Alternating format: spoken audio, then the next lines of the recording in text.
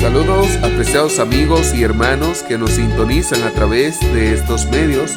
Les habla su amigo y pastor Javier Zorrilla. El estudio de hoy es titulado ¿Un Dios arrepentido? Nuestro texto para estudiar y memorizar durante esta semana dice: Si no, alábese en esto el que se haya de alabar, en entenderme y conocerme que yo soy el Señor, que actúo con bondad, justicia y rectitud, porque eso me complace, dice el Señor. Jeremías capítulo 9, versículo 24. ¿Puede Dios arrepentirse? ¿En qué sentido? Hemos visto que el carácter de Dios no cambia. Sin embargo, algunos textos bíblicos dicen que Dios se arrepiente. Humanamente hablando, arrepentirse implica reconocer que se ha cometido una falta o un error. ¿Cómo es posible entonces que algunos pasajes bíblicos describan a Dios como arrepentido? Lee Éxodo capítulo 32 versículo 14 y compáralo con Jeremías capítulo 18 versículo 4 al 10. Responde la siguiente pregunta: ¿qué opinas de estas descripciones del arrepentimiento de Dios? Amigos, en Éxodo capítulo 32 versículo 14 se menciona que Dios se arrepintió del mal que había decidido hacer a su pueblo, lo que implica una modificación de su intención en respuesta a la intercesión de Moisés. Esta expresión de arrepentimiento sugiere, amigo mío, que Dios está dispuesto a considerar la súplica de sus siervos y cambiar el curso de acción que había originalmente decidido. Por otro lado, Jeremías 18, 4 al 10 utiliza la metáfora del alfarero para ilustrar cómo Dios tiene la capacidad de cambiar su intención hacia su pueblo basado en su comportamiento. Si un pueblo se arrepiente, se aparta de sus malos caminos, Dios puede renunciar al juicio que había planeado. Sin embargo, si un pueblo se convierte en malvado, también puede decidir no ofrecerle la oportunidad de arrepentirse y en cambio cumplir con el juicio esperado. Amigos, en conjunto estas descripciones sugieren que el arrepentimiento de Dios no es un cambio en su naturaleza o propósito, sino una respuesta dinámica a la condición del corazón humano y sus acciones. Es una manifestación de su justicia, paciencia y deseo de redención. La reflexión sobre el arrepentimiento de Dios en estos pasajes puede llevar a considerar la relación entre la autoridad divina y el libre albedrío humano. También invitan a pensar en cómo nuestras acciones y decisiones pueden influir la voluntad divina en la narrativa bíblica. Llegamos a la segunda pregunta del día de hoy. Lee Números capítulo 23 versículo 19 y primero de Samuel capítulo 15 versículo 29.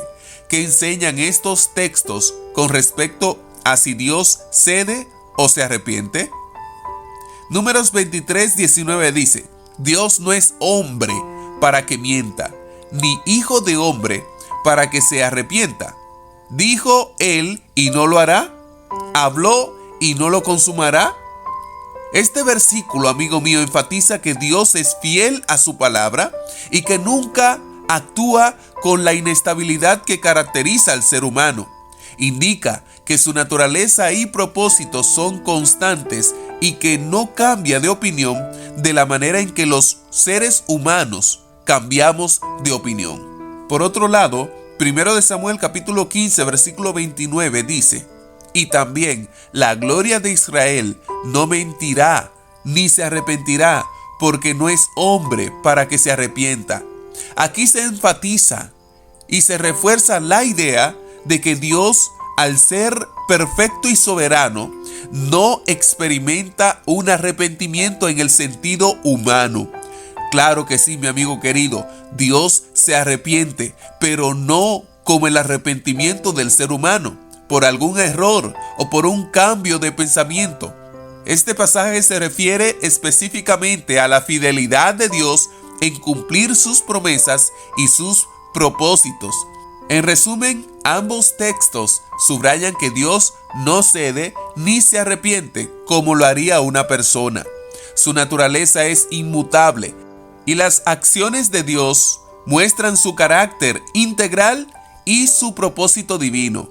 La idea de arrepentimiento en Dios se entiende más como un cambio de su trato o enfoque en respuesta a la condición del ser humano, pero no implica una falta de sabiduría o un error. Nuestra última pregunta nos dice: ¿qué significan las representaciones bíblicas de los cambios que Dios hace en su curso de acción? ¿Qué enseña esto acerca de la constancia de su carácter y del hecho de que entabla con sus criaturas relaciones de reciprocidad que impactan en él? Las representaciones bíblicas de los cambios en la acción de Dios a menudo se interpretan como ejemplos de su flexibilidad y disposición a entrar en relaciones dinámicas con la humanidad.